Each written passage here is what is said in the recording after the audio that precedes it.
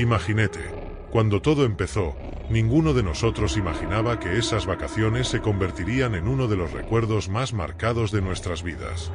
Es curioso pensar cómo, cuando somos jóvenes, creemos estar por encima de cualquier superstición, como si la curiosidad y las ganas de aventura fueran escudos contra todo mal. Recuerdo perfectamente la cara entusiasmada de Javi, nuestro amigo de la infancia, cuando propuso que volviéramos al pueblo donde pasábamos las vacaciones cuando éramos niños. Tenía esa expresión de quien acaba de tener la mejor idea del mundo, y todos aceptamos sin pensarlo, convencidos de que nada podía salir mal en un lugar que traía recuerdos tan dulces, olor a pan casero recién horneado y tardes enteras jugando en la hierba. El viaje hasta allí transcurrió entre risas, mientras cada uno contaba su versión de las travesuras que habíamos hecho años atrás. Me acuerdo del olor a hierba, de las curvas cerradas de la carretera, de los árboles formando un túnel verde tan frondoso que apenas dejaba pasar la luz del sol. De vez en cuando, aparecía una casa de piedra con ventanas diminutas y macetas llenas de flores, como si el paso del tiempo no la afectara. Llegamos al pueblo ya casi al anochecer, y de primeras, nada parecía haber cambiado. Las mismas callejuelas polvorientas, la misma fuente en la plaza principal, con agua cristalina y helada. Era como si hubiéramos entrado en un sueño reconfortante que nos acariciaba la memoria. La primera noche decidimos celebrar el reencuentro haciendo una hoguera en el patio trasero de la casa donde nos hospedábamos. Era la casa de los abuelos de Javi, construida en piedra, con un jardín que daba a un pequeño bosque. Nos sentamos alrededor del fuego, asando malvaviscos y riéndonos de las anécdotas de nuestra infancia. Incluso sacamos una guitarra, aunque algo desafinada, para darle ese toque acogedor de campamento. El cielo estaba despejado y mostraba más estrellas de las que uno puede contar. La brisa soplaba suave y se llevaba consigo parte del calor de la hoguera. En un momento determinado, mientras hablábamos, percibí algo extraño en el ambiente, una sutil sensación de pesadez. No dije nada, pero noté que alguien más lo sintió. Fue un instante fugaz, una pausa incómoda, luego silenciada por otra broma que nos hizo reír. Sin embargo, la inquietud ya se había sembrado en mi interior. Al día siguiente, el sol salió tímido y salimos a explorar. Recorrimos las callecitas empedradas, saludando a los pocos vecinos que veíamos. Muchos de ellos nos recordaban o al menos recordaban a los abuelos de Javi, siempre amables y orgullosos de sus historias y tradiciones. Aún así, cuando mencionábamos algo sobre la llamada Santa Compaña, sus rostros se ensombrecían. Los más mayores se mostraban tensos, como si ese nombre no debiera pronunciarse. Algunos murmuraban que era solo una superstición antigua, pero ninguno nos miraba a los ojos al decirlo. Cuanto más notábamos su incomodidad, más curiosos nos poníamos. Era como si esa prohibición implícita fuese un aliciente imposible de rechazar. Entonces no entendíamos que algunas puertas, cuando se abren, tal vez nunca vuelvan a cerrarse del todo. Fue charlando con una mujer muy anciana, doña Dolores, que oímos por primera vez la historia con detalles. Tenía unos ojos que parecían ver más allá de la realidad que teníamos delante. Nos contó que la Santa Compaña era una procesión de almas en pena, condenadas a deambular de noche por los caminos y los bosques, portando velas encendidas que iluminaban lo justo para mostrarles un camino sin fin. Las acompañaba un silencio tal que erizaba la piel de quien tuviera la desgracia de cruzárselas. Se creía que, si algún vivo se topaba con ellas, peor aún, era mirado de frente por uno de sus miembros, pasaría a formar parte de esa procesión maldita hasta que otro lo sustituyera. Cada palabra me provocaba un escalofrío. No era solo la historia, sino la forma en que la anciana la contaba, despacio, como si ya hubiera presenciado cosas que preferiría olvidar. Esa misma noche, el ambiente comenzó a volverse realmente extraño. La casa donde estábamos tenía un pasillo estrecho en el segundo piso, con retratos antiguos de la familia. Fotografías en blanco y negro, con marcos ornamentados, de esas que siempre te hacen preguntarte la historia detrás de cada cara. Sin embargo, al llegar la madrugada, sentí un desasosiego raro al caminar por ese corredor. Tuve la impresión de que los ojos de los cuadros me seguían. Podía jurar que, al dar 2 pasos, las pupilas se movían conmigo, y eso me produjo un escalofrío. Cuando me detenía para mirar fijamente, todo volvía a estar quieto, pero la sensación de que alguien me observaba no se iba. Aquella misma noche, me despertó un susurro al oído. Una voz suave que repetía mi nombre, como si quisiera que saliera de la cama. Miré a un lado, pensando que podría ser alguno de mis amigos, pero solo había sombras. Fui hasta la puerta, usé la luz del teléfono para iluminar el camino y busqué si alguien estaba despierto gastándome una broma. El suelo de madera crujía con cada paso, y el pasillo parecía más largo y oscuro que de día. No encontré a nadie, ni un solo ruido, nada que explicara esa llamada. Pero antes de volver a la cama, vi claramente una figura oscura moviéndose al fondo del corredor. Me quedé inmóvil, incapaz de avanzar. Sentí un soplo helado en la nuca y el bulto se desvaneció tan rápido como apareció. Al día siguiente, se lo conté a mis amigos y, para mi sorpresa, no fui el único en tener experiencias extrañas.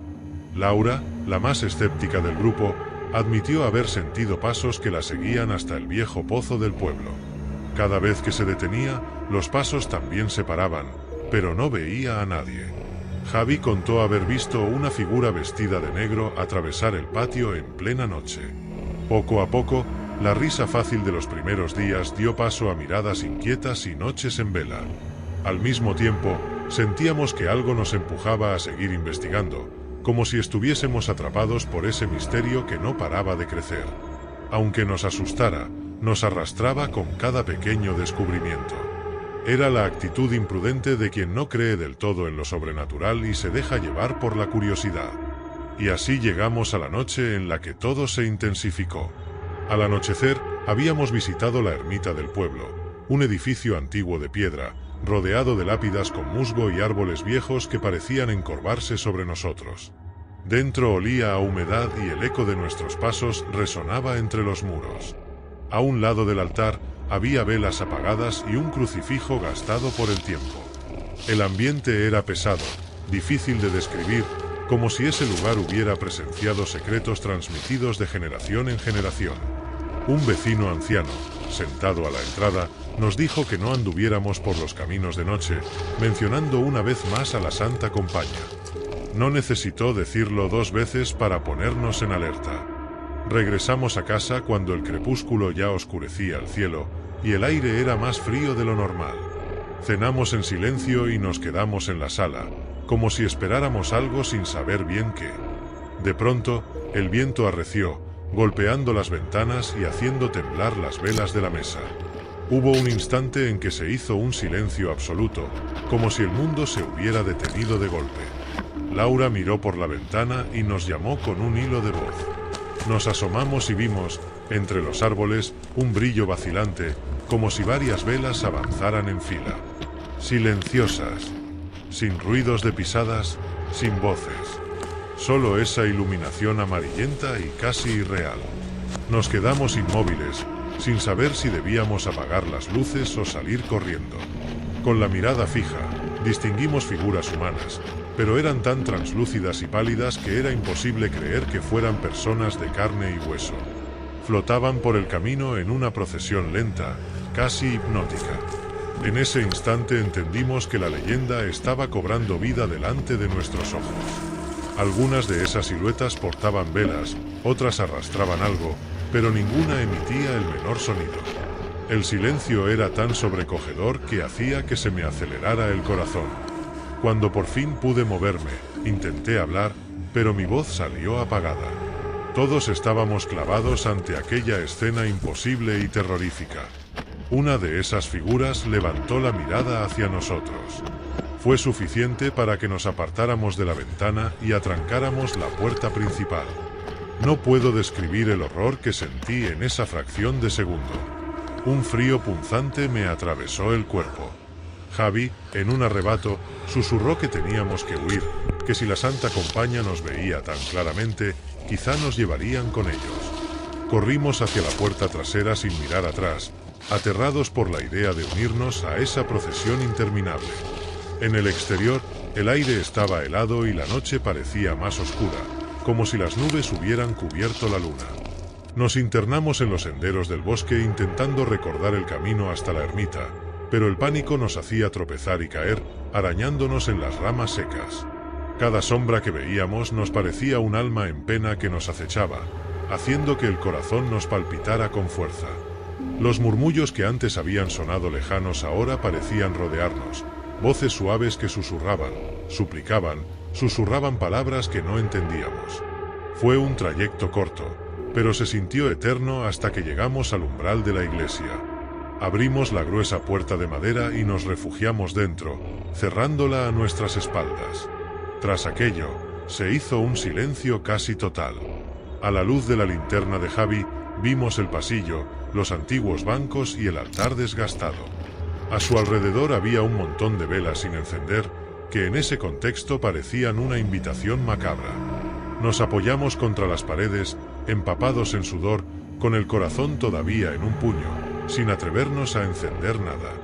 Sentíamos que aquello era un refugio pasajero, pero no definitivo, como si en cualquier momento aquellas almas pudieran traspasar la puerta. Entonces recordé a los ancianos que nos habían rogado no hurgar en esa historia. Quizás sabían, desde hacía mucho tiempo, que la Santa Compaña no es solo un mito.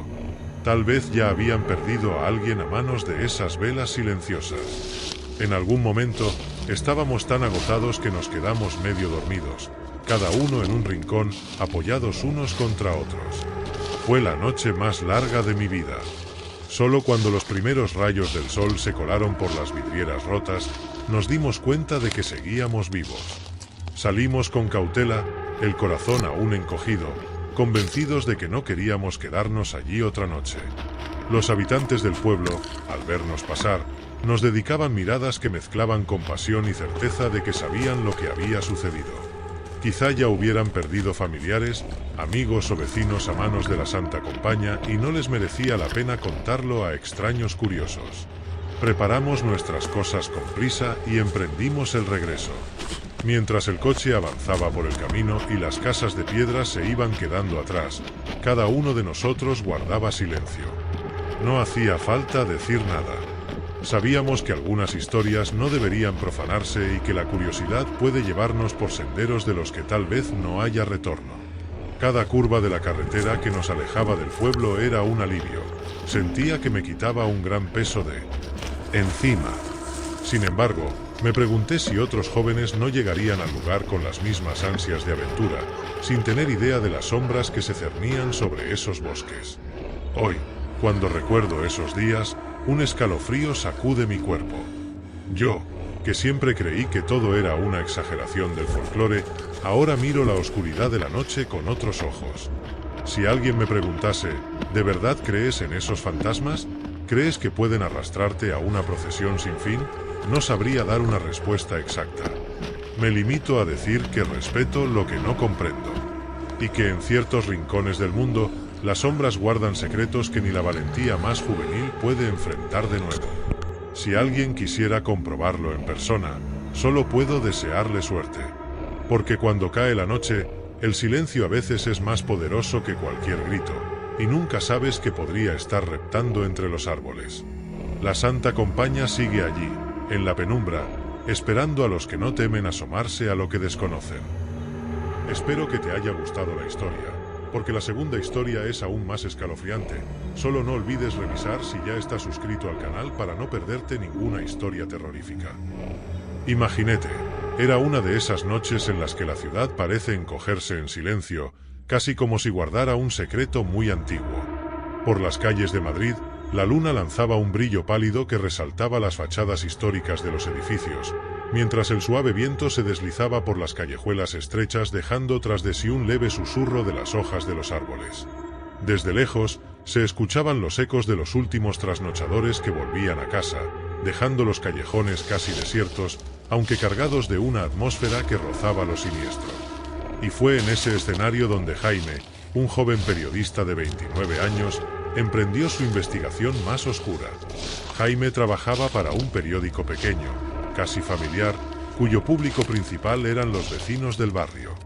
Escribía sobre temas ligeros, como ferias y festivales de la ciudad, pero siempre sintió que necesitaba algo más desafiante, algo que de verdad hiciera latir su corazón con más fuerza.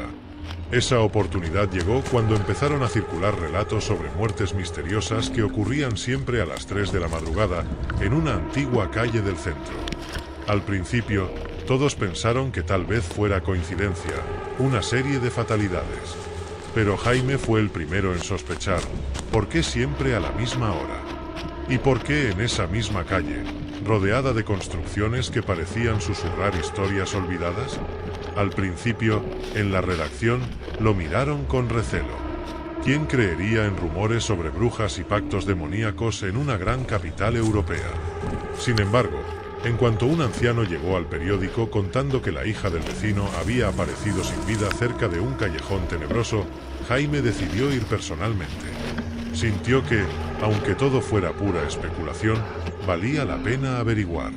Así, en una madrugada fría, llegó al lugar poco antes de las 3, con una linterna de luz tenue, una libreta y el corazón acelerado. Las farolas desprendían una luz débil, casi amarillenta, que parecía parpadear con el viento. A cada paso, Jaime sentía las piedras del empedrado bajo sus pies produciendo un eco ahogado, como si toda la calle escuchara sus movimientos. Se detuvo cerca de una esquina oscura, intentando no llamar la atención, pero la verdad era que allí, en esa soledad de casas viejas, cualquier presencia humana resultaba evidente. Permaneció quieto, observando, mientras el reloj de una torre lejana marcaba los minutos que avanzaban lentamente hacia las 3 de la mañana. Una ráfaga de aire frío sopló con más fuerza. Jaime alzó la vista y vio una ventana con cortinas que se agitaban, pero no vio a nadie espiándolo.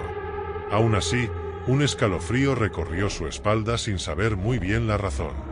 Aquella noche no fue testigo de ningún suceso inmediato. Regresó a casa inquieto, casi frustrado, pero con una extraña sensación que le apretaba el pecho. Necesitaba comprender lo que estaba pasando. Al día siguiente, hablando con algunos vecinos de la zona, se dio cuenta de que la gente evitaba el tema, desviando la mirada o respondiendo con evasivas. Después de mucho insistir, encontró a una señora llamada Marisol, que lo miró con ojos llorosos antes de decidirse a compartir lo que sabía. Le contó que allí, hacía siglos, se reunían unas mujeres que el pueblo llamaba brujas, en un rincón mal iluminado del barrio, para realizar rituales desconocidos. Se decía que en noches de luna llena, invocaban una fuerza maligna y que, durante cierto tiempo, habían apaciguado a esa entidad con ofrendas. Pero algo terrible sucedió y se selló un pacto demoníaco en aquel callejón, volviéndolo un lugar maldito. Jaime se estremeció al escucharla. No es que creyera del todo en brujas o pactos, pero el relato de Marisol tenía un aire de seriedad que no sonaba a historia para asustar niños.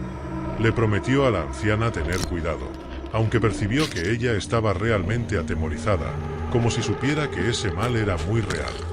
La noche siguiente, Jaime regresó al lugar, esta vez con una grabadora de voz y un valor fingido, porque el miedo ahora le acompañaba a cada paso. Llegó todavía más temprano, antes de las 2, y empezó a examinar los muros, las entradas de edificios abandonados y las esquinas. Encontró símbolos tallados en la piedra, algo que recordaba estrellas con puntas distorsionadas y dibujos de ojos que parecían vigilar a los transeúntes. Hizo fotos y tomó notas de cada detalle. El ambiente parecía cargado de un silencio pesado, como si toda la calle contuviera la respiración. Cuando el reloj marcó las 3, el viento empezó a soplar con remolinos, levantando polvo y haciendo que las farolas titilaran. Jaime tuvo la firme impresión de ver una sombra que pasaba rápidamente al fondo del callejón, pero cuando enfocó con la linterna, no había nadie. Avanzó unos pasos, con el corazón latiendo con fuerza. Sintió la boca seca, tragó saliva, intentando mantenerse calmado. Fue entonces cuando escuchó un sonido bajo, un lamento que le heló la sangre. Parecía el llanto de alguien en gran agonía, pero al mismo tiempo tan lejano y apagado que recordaba el gemido de un animal herido. Respiró hondo y siguió en dirección a ese ruido, a pesar del miedo que le pesaba en las piernas. Llegó a un punto aún más oscuro del callejón, donde encontró velas apagadas en el suelo, con restos de cera seca y extrañas marcas en la pared, inscripciones en un idioma desconocido. En el centro, pintado en rojo, había un símbolo aún más perturbador, un ojo rodeado de cuernos. Solo con mirarlo, Jaime sintió un temor inexplicable, casi como si estuviera frente a algo vivo y palpitante. Entonces oyó pasos detrás de él, pasos ligeros pero decididos. Se giró de golpe, pero no vio más que oscuridad densa, compacta, que parecía a punto de engullirlo. De pronto, por un segundo fugaz, distinguió la silueta de una figura encorvada, amorfa, que se movía como humo contra la pared. Parecía alzar el rostro y susurrar algo que Jaime no entendió. Un gruñido bajo, casi un desafío, invadió el aire.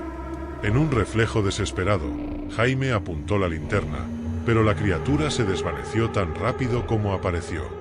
En lugar de alivio, sintió un temblor en la mano y el sudor resbalándole por la frente.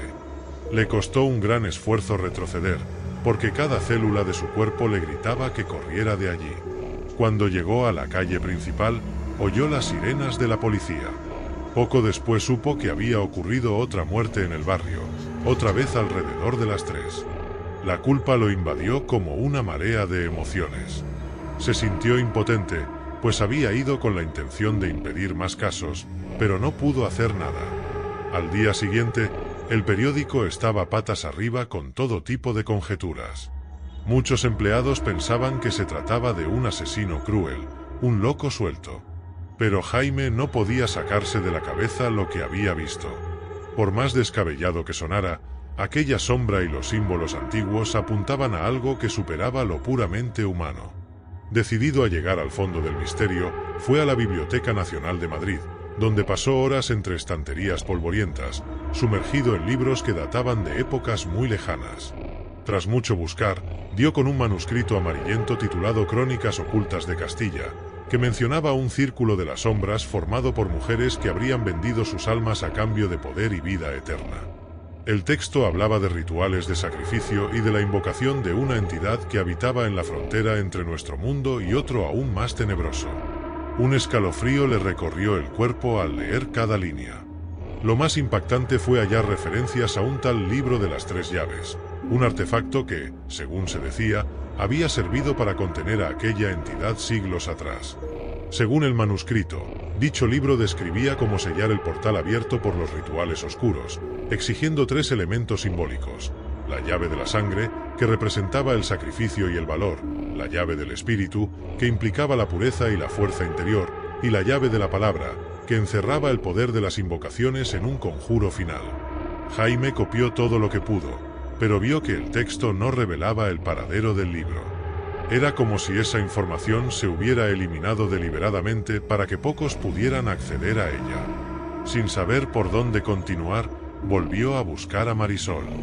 Esta vez la encontró con la mirada aún más cansada, pero con un destello de esperanza al saber que Jaime había descubierto algo sobre el famoso libro. Ella contó que, de niña, escuchó historias acerca de un sacerdote que habría ocultado un libro prohibido en los sótanos de una iglesia abandonada, no muy lejos de allí, y que nadie se atrevía a entrar por miedo a las leyendas. Jaime, pese al temor, decidió que era su única pista. Ya pasaban de las 9 de la noche cuando se despidió de Marisol, prometiendo volver con buenas noticias. Al llegar a la iglesia, cerca de las 11, se encontró con unas puertas corroídas por el tiempo y el óxido. La construcción estaba invadida por enredaderas y ramas secas que le daban un aspecto lúgubre. Reinaba un silencio denso, interrumpido únicamente por el crujir de las puertas de madera que se mecían con el viento. Con el corazón en vilo, Jaime empujó la puerta principal y se vio en una amplia sala, iluminada apenas por la luz de la luna que entraba por las grietas de los vitrales rotos. El suelo de piedra antigua rechinaba con cada paso, y las paredes mostraban murales que representaban escenas de batallas entre ángeles y criaturas de las tinieblas. Había algo opresivo en aquel ambiente, como si aún quedara un rastro de todo lo que se había practicado allí. Se dirigió detrás del altar y encontró una escalera estrecha que descendía, sumida en la oscuridad. Bajó con cautela, sujetando con fuerza la linterna. El olor a moho era casi insoportable. Tras recorrer unos pasillos húmedos, llegó a una pequeña sala. A la luz tenue, vio estantes llenos de libros carcomidos, papeles polvorientos y un gran baúl de madera en el centro. Con gran esfuerzo, levantó la tapa y encontró lo que buscaba. Un grueso libro de cubierta de cuero oscuro, sin título en el lomo, pero con un símbolo que ya conocía demasiado bien, el mismo ojo con cuernos. Al hojearlo, vio páginas repletas de escrituras arcanas, aunque algunas partes estaban en latín. Usando el móvil para traducir, descubrió las instrucciones precisas para el ritual de sellado. Sin duda, era el arma que necesitaba. Salió de allí con el libro bajo el brazo, sin atreverse a soltarlo. Cuando Marisol lo vio llegar con la ropa llena de polvo y el semblante conmocionado, supo que había encontrado lo que buscaba. Juntos pasaron parte de la madrugada estudiando los pasajes que hablaban de las 3 llaves, la de la sangre, la del espíritu y la de la palabra. Tendrían que llevar a cabo el ritual en el mismo lugar donde se manifestaba el mal, antes de que muriera más gente. La hora más peligrosa, según los relatos, era exactamente a las 3 de la madrugada. Quedaba poco tiempo, pero decidieron que no había otra opción. Había que detener ese terror. Marisol, aunque temía por su vida, aceptó participar. Le contó a Jaime historias de su infancia, cuando oía a los mayores cuchichear acerca de sacrificios y apariciones sombrías en la quietud de la noche. Confesó que siempre tuvo pesadillas con aquella calle, como si algo la llamara. Ahora entendía que tal vez estaba destinada a ayudar a impedir que el mal siguiera expandiendo el sufrimiento. Ella aportó un pañuelo que había pertenecido a su difunto marido, un hombre bondadoso que siempre ayudaba a quien lo necesitaba, para simbolizar la llave del espíritu. Jaime, por su parte, ofreció una gota de su propia sangre, tomada de un pequeño corte en el dedo, representando la llave del sacrificio. Y las palabras del libro, recitadas con toda la fe que lograran reunir, formarían la llave definitiva. Al caer la noche, se dirigieron al callejón maldito con sal gruesa, el libro y las llaves. Poco antes de las 3, dibujaron un círculo en el suelo, colocando los objetos en el centro, siguiendo al pie de la letra las indicaciones de la página. Reinaba un silencio tan profundo que dolía en los oídos. Cada respiración parecía resonar en el aire. Las paredes parecían observarlos con curiosidad siniestra. Marisol empezó a entonar el texto en latín mientras Jaime la acompañaba, aún sin comprender todas las palabras. Notaba que la voz le temblaba, pero intentaba concentrarse. Fue entonces cuando un viento aún más fuerte se levantó, casi apagando las velas que habían encendido. En el instante en que el reloj marcó las 3, lo que antes era solo una sensación desagradable se convirtió en una pesadilla tangible. Una criatura negra, alta y deforme, tomó forma ante ellos. Sus ojos brillaban como brasas enfurecidas y emitió un rugido que hizo temblar el suelo. Jaime casi perdió el aliento, pero Marisol siguió recitando. El viento les azotaba el rostro, esparciendo sal y polvo, como si quisiera dispersar el ritual. Un olor a azufre llenó el aire, y Jaime sintió lágrimas involuntarias correr por sus mejillas, fruto tanto del terror como del esfuerzo por mantener la voz firme. La entidad se lanzó contra el círculo, pero parecía toparse con una barrera invisible que le impedía entrar. Gruñía y alargaba unos brazos que se retorcían como si fueran humo sólido. Un dolor punzante le atacó la cabeza a Jaime, porque la criatura parecía irrumpir en su mente, intentando quebrar su determinación. Pero cuando creyó que no podría resistir más, sintió la mano de Marisol aferrarse a la suya con fuerza, transmitiéndole una valentía que él no sabía que poseía. Juntos repitieron las últimas palabras del libro. Hubo un destello intenso, como si la luna hubiese estallado en el cielo, y el tiempo pareció detenerse por un instante. La entidad se retorció con un grito agudo que desgarró el aire con su lamento aterrador. Entonces, en una fractura oscura, se abrió un portal que absorbió aquella forma siniestra hasta un vacío que no parecía de este mundo. El vendaval cesó de pronto, el portal se cerró y, por fin, el silencio volvió a la calle. Exhaustos y cubiertos de polvo, Jaime y Marisol cayeron de rodillas, mirándose con lágrimas de alivio. Lo habían conseguido. El mal que tanto tiempo había afligido a ese lugar quedaba sellado una vez más. No sabían explicar exactamente lo ocurrido, pero ambos tenían la misma certeza. Aquella noche algo que superaba lo humano trató de prevalecer, y ellos, casi milagrosamente, lograron darle la vuelta a la situación. El amanecer trajo una tonalidad distinta a Madrid. Los primeros rayos de sol iluminaron las calles como si anunciaran un nuevo comienzo, y la gente, poco a poco, salió de casa sin saber que habían estado tan cerca de un mal ancestral. Las muertes misteriosas cesaron repentinamente. Algunos decían que el asesino por fin se había marchado, otros que la policía había hecho un buen trabajo. Jaime redactó un artículo describiendo cómo, tras las investigaciones, se descubrió a un pequeño grupo de fanáticos que practicaba actos horribles, sin detallar los elementos más sobrenaturales. También mencionó el callejón, los rumores y las posibles supersticiones, pero prefirió no revelar toda la verdad, pues pocos la creerían. El periódico recibió elogios por la cobertura. Marisol, por su parte, se replegó en su casa, agradecida por haber cumplido, en cierto modo, la misión de cerrar un ciclo que abarcaba varias generaciones de su familia. Jaime la visitaba a menudo, intercambiando confidencias sobre aquella noche inolvidable. A veces todo parecía una pesadilla lejana, otras veces aún sentía un escalofrío al recordar la mirada encendida de la criatura. Guardó el libro de las 3 llaves en una caja fuerte, consciente de que seguían existiendo misterios en el mundo, fuerzas que no comprendemos del todo pero que pueden alcanzarnos en cualquier descuido. Así, Madrid continuó con su rutina, conservando en sus callejuelas una historia de coraje, miedo y superación que no todos conocían. Sobre las viejas fachadas, la luz del atardecer delineaba sombras alargadas que, aunque a primera vista inofensivas, podían fácilmente recordarnos que las leyendas no mueren con tanta facilidad. Duermen. Y basta un ápice de curiosidad, o tal vez de codicia, para volver a despertarlas. Sin embargo, mientras hubiera alguien dispuesto a enfrentarse a lo inexplicable, alguien como Jaime y una mujer valiente como Marisol, tal vez la esperanza de vencer a la oscuridad siguiera viva. Y quién sabe, bajo la atenta mirada de las antiguas farolas y las fachadas centenarias, la ciudad pudiera finalmente respirar en paz, libre de ese terror que había sobrevivido tanto tiempo en las sombras de la madrugada. Espero que te haya gustado la historia, porque la tercera historia es aún más escalofriante. Solo no olvides revisar si ya estás suscrito al canal para no perderte ninguna historia terrorífica. Imaginete, ¿alguna vez has sentido que el aire a tu alrededor se volviera tan denso, casi palpable, como si cada partícula contuviera historias silenciadas?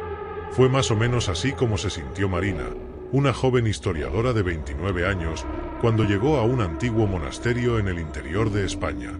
Desde pequeña, había sentido fascinación por el arte sacro y los manuscritos medievales, siempre preguntándose qué secretos podrían esconderse tras los siglos. La invitación para catalogar documentos raros sonaba como el sueño perfecto, pero bastó con que pusiera un pie en aquel patio cubierto de musgo para darse cuenta de que no todo silencio significa paz. Los altos muros y las ventanas estrechas parecían vigilar cada uno de sus pasos, y el viento nocturno traía murmullos que recordaban cánticos surgidos de otro tiempo. El día que llegó, el sol ya se ocultaba, tiñendo las colinas vecinas de un tono anaranjado. El camino de tierra que conducía al monasterio estaba rodeado de árboles antiguos, cuyos largos brazos parecían ansiosos por atrapar a quien pasara por allí. Marina subió escalón tras escalón hasta la puerta principal, donde la recibió Fray Miguel, un hombre de gesto amable pero mirada cansada. Vestía un hábito gris, y en sus ojos se adivinaban secretos que parecía no atreverse a revelar. A cada palabra de bienvenida, Marina sentía un ligero escalofrío, como si algo invisible la estuviera observando. El interior del monasterio resultó ser un laberinto de pasillos estrechos, iluminados por antorchas clavadas en los muros. Aquel olor a cera derretida y a incienso se mezclaba con la humedad de la piedra.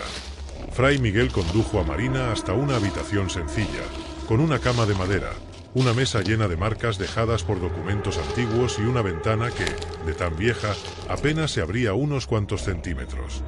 Marina dejó su maleta en el suelo y trató de forzar la ventana para que entrara el aire fresco, pero solo consiguió entreabrirla un poco. Quizás sea mejor así, pensó, tratando de convencerse de que aquel ambiente tenebroso formaba parte del encanto histórico del lugar. A la mañana siguiente, con todo el entusiasmo de quien ama descubrir, Marina pidió ver la biblioteca. Fray Miguel, con un gesto entre preocupado y resignado, explicó que la biblioteca se encontraba en el sótano y que tendrían que descender varias escaleras. Con cada tramo que bajaba, crecía en ella la expectación por las maravillas que iba a encontrar, pues sabía que tendría acceso a documentos que muy pocos investigadores habían visto antes. Las paredes lucían símbolos extraños, algunos reconocibles como sellos de protección medieval, otros tan antiguos y ajenos que ella no podía descifrar. Reinaba un silencio intenso, aunque distinto a cualquier otro lugar que hubiera conocido. Parecía que la propia piedra guardaba voces de otro tiempo, prestas a susurrar ante el menor descuido. Al llegar a la biblioteca, el panorama le quitó el aliento. Inmensas estanterías, cubiertas de polvo, se alzaban hasta una bóveda abovedada. Pergaminos, libros con gruesas cubiertas, manuscritos en lenguas casi olvidadas. Todo se alineaba como si esperara a alguien lo bastante valiente para descifrarlos. Pero, entre tantos volúmenes, uno en particular captó la atención de Marina. Un libro de tapas oscuras, sin título alguno, con marcas que parecían arañazos. Cuando quiso tomarlo, Fray Miguel le sugirió que empezara por los documentos oficiales, tal vez con el temor de que aquel libro revelara más de lo deseado. Aún así, la curiosidad de Marina ya había sido despertada, y no podía dejar de pensar en la extraña energía que había sentido al rozar ese cuero tan frío. Pasó los días siguientes ocupada catalogando los archivos. Se sumergía en páginas añejas, escritas con caligrafía gótica y adornadas con miniaturas detalladas. Sin embargo, no podía ignorar las rarezas que se repetían sin cesar. Puertas que se cerraban solas sin corrientes de aire que las empujaran, pasos que resonaban por los pasillos durante la madrugada y, sobre todo, esos murmullos nocturnos que evocaban antiguos cantos en latín, entonados por voces que nadie lograba ver. Al principio, trataba de convencerse de que todo era fruto de su imaginación, exacerbada por la soledad y por las historias antiguas. Pero cada vez que se despertaba en plena noche con el corazón latiéndole con furia, sentía en lo más hondo que esa presencia maligna no era simple fantasía. Una noche, se decidió a investigar. Tomó su linterna, se puso un abrigo y avanzó con cautela por los pasillos. Afuera, el viento aullaba, haciendo que las antorchas parpadearan y que las sombras pareciesen danzar de manera siniestra. Ese murmullo que la guiaba provenía de las profundidades del monasterio, subiendo desde el sótano.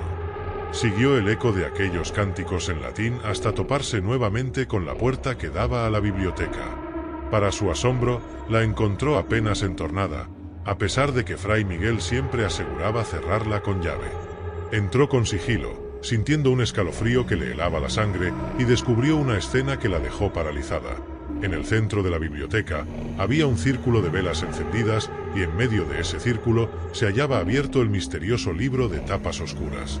El sobresalto fue tal que casi dejó caer la linterna. Las velas arrojaban su luz sobre los dibujos siniestros de la página abierta. Serpientes trenzadas en forma de cruz y escrituras describiendo una maldición ancestral. Mientras intentaba asimilar aquella visión, oyó pasos tras ella. Se giró en busca de la fuente del ruido, alumbró con la linterna y no vio a nadie, pero los cánticos resonaban con más fuerza, como si muchas voces la rodearan. Con el corazón a punto de explotar, Marina tomó el libro y salió huyendo, sin molestarse en apagar las velas, y subió las escaleras casi a tientas hasta llegar a su cuarto, donde se atrincheró con la puerta cerrada. Esa noche, con los dedos temblorosos por el miedo, no pudo apartar la vista de las páginas de aquel terrible manuscrito. Lo que leyó la inquietó profundamente. El libro hablaba de un pacto sellado en época de guerra, cuando el monasterio afrontaba peligros inminentes. Al parecer, algunos monjes, en un acto desesperado por salvar el lugar, se habrían servido de rituales prohibidos, ofreciendo sus almas a cambio de protección. Las consecuencias fueron espantosas. Quienes participaron quedaron atrapados en el monasterio, incapaces de hallar reposo, vagando como sombras y alimentándose de la energía de quienes se atrevieran a indagar en los secretos custodiados por esas viejas piedras. Marina comprendió entonces la procedencia de los lamentos nocturnos y de esas siluetas que parecía ver en los claustros. No se trataba de simples apariciones, sino de espíritus deformados por la culpa, encadenados a un pacto oscuro que jamás se rompió. A la mañana siguiente, Marina buscó a Fray Miguel. Lo encontró rezando en la capilla, arrodillado sobre el suelo helado y con las manos juntas. Su respiración era entrecortada, como si luchara contra sus propios miedos. Al percatarse de la presencia de Marina, levantó la mirada y, en sus ojos, ella adivinó una tristeza profunda. Ya no había forma de ocultar la verdad. El fraile confesó que sus predecesores habían mantenido el pacto en secreto, temerosos de lo que sucedería si alguien trataba de romper el hechizo. Explicó que las almas de los monjes implicados seguían penando por los pasillos, repitiendo las oraciones que alguna vez creyeron que los salvarían. Con un ligero sollozo, admitió que nunca había reunido el valor suficiente para hacerles frente. Tal vez, en el fondo, esperaba que la llegada de Marina fuera la oportunidad de poner fin a ese suplicio. A pesar del miedo que también la embargaba, Marina sintió que recaía sobre ella una extraña responsabilidad. Tenía que intentarlo, no solo por liberarse de los horrores que estaba viviendo, sino para brindar paz a aquel lugar y a las almas que allí vagaban, atrapadas en su propio arrepentimiento. Con valentía, pidió la ayuda de Fray Miguel para hallar alguna pista capaz de revertir el ritual. Con cierta urgencia, él sacó de un cofre oculto tras el altar un collar muy antiguo, con un colgante que mostraba un símbolo de fe transmitido de fraile en fraile. Contaba la leyenda que esta reliquia poseía poder para contrarrestar las influencias malignas. Tal vez, junto con las instrucciones del libro, podría servir para llevar a cabo un rito de liberación. Dedicaron el resto del día a estudiar las páginas del manuscrito de tapas oscuras, traduciendo con cuidado cada línea en latín. Encontraron referencias a hierbas específicas, invocaciones a santos y detalles de un lugar concreto del monasterio donde se había celebrado la ceremonia original. Ese lugar resultó ser el salón principal, hoy casi siempre vacío, donde antaño los monjes se congregaban para importantes misas. Al anochecer, Fray Miguel reunió todo lo que el libro exigía: velas, incienso, un cuenco con agua bendita, el viejo crucifijo y el collar del que era depositario. Mientras tanto, Marina trataba de mantener la serenidad, pese a sentir cada vez más nítida una presencia acechante. Tenía la certeza de que los espíritus, conscientes de sus planes, no se lo iban a poner fácil. Al caer la noche, se dirigieron al gran salón, cuyas pesadas puertas de madera se abrieron con un chirrido que puso a prueba sus nervios. El techo abovedado se perdía en la oscuridad y el eco de sus pasos sonaba a trompetas fúnebres. Dispuso las velas formando un círculo, encendió el incienso y, con el agua bendita, Fray Miguel dibujó en el aire unos trazos de protección. El manuscrito, abierto por la página precisa, esperaba en el centro. En cuanto empezaron a recitar los textos, un viento helado les golpeó de lleno, apagando parte de las velas y agitando frenéticamente las llamas de las otras. Parecía que algo en el aire intentara impedir que prosiguieran. Aún así, Marina elevó su voz, sintiendo un arrojo que desconocía. Repitió con firmeza la oración en latín, mientras Fray Miguel rociaba agua bendita alrededor. Las sombras se arremolinaron en los rincones de la sala y adquirieron formas humanas: capuchas oscuras, manos huesudas, susurros que se fundían en un coro escalofriante. Eran las almas de los monjes, observando el intento de liberación. Algunas figuras parecían avanzar, con sus dedos extendidos y consumidos por el tiempo, tratando de tocar el libro. El ambiente entero se impregnó de una energía frenética, y Marina casi se desmoronó del terror. A pesar de ello, siguió con la recitación, aunque un nudo de pavor le oprimía el pecho. Entonces, en el centro del círculo, empezó a encenderse una luz tímida que, poco a poco, se intensificó hasta hacerse casi cegadora. Aquellas siluetas tenebrosas se echaron atrás, como si temieran el poder de aquella luminosidad. El canto que antes era lúgubre mudó a un quejido melancólico, pero con un matiz de alivio. Parecía que, en el último suspiro, esos monjes se daban cuenta de que estaban siendo liberados. Aferrado a su crucifijo, Fray Miguel acompañó la plegaria de Marina hasta pronunciar las palabras finales. Entonces, como si un velo invisible cayera de golpe, el viento cesó, las sombras desaparecieron y el gran salón quedó sumido en un silencio total. Durante un instante, nadie se movió. Marina y Fray Miguel intercambiaron una mirada incrédula, tratando de asimilar lo ocurrido. Luego, percibieron una brisa suave que se colaba por los pasillos, ya desprovista de aquella pesadumbre opresora. Era como si el lugar respirara con alivio. Salieron con cautela, pero con el corazón aligerado por una extraña esperanza. Los días siguientes, Marina continuó con su labor de catalogación, y el monasterio se había transformado en un sitio distinto. Las corrientes de aire ya no parecían lamentos, las sombras dejaron de moverse siniestramente, por la noche solo se oía el murmullo del viento en las montañas. Fray Miguel volvió a sus rutinas religiosas con una actitud casi alegre, al haberse quitado el peso de aquella maldición de los hombros. En cuanto a Marina, la invadió un sosiego desconocido. Aunque las memorias de lo vivido la estremecían, tenía la certeza de haber actuado bien al liberar a aquellas almas atrapadas.